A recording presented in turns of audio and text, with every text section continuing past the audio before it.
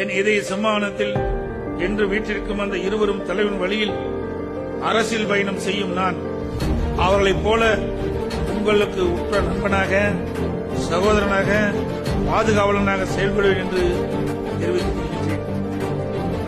பதவிக்காகவோ புகழ்ச்சிக்காகவோ அரசியலுக்கு வந்தவன் அல்ல நான். மக்கள் தொண்டை மகேசன் கொன்று என்று திரு அண்ணாவின் கொள்கையால் கடைபிடிக்கப்பட்டு மக்களுக்கு தொண்டாற்றும் அரசியலுக்கு வந்த தொண்டன்.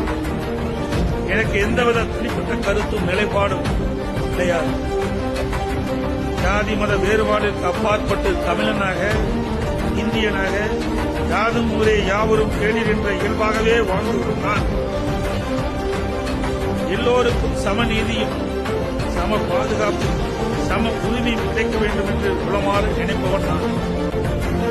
எண்ணிக்கையில் குறைவாக உள்ள சிறுபான்மையினரை பாதுகாத்து அரவணைத்து அன்பு செய்வதை தலையாய கடமையாக கொண்டு பொது வாழ்வில் ஈடுபட்டிருக்கும் நான் என்றைக்கும் உங்களுக்கு துணையாக இருப்பேன் என்று தெரிவித்துக் கொள்கின்றேன்.